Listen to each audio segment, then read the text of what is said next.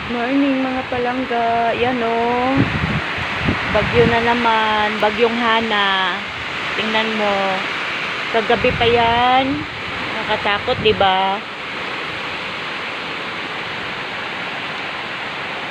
Di ko alam kung anong number dito ang Batangas.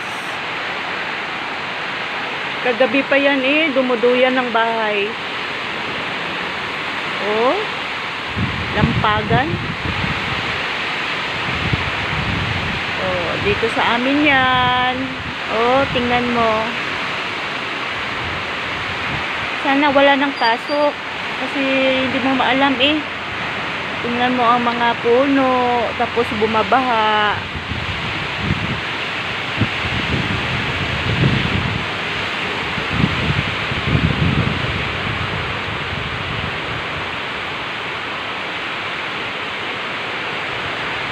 Hirap dito, araw-araw na may bagyo.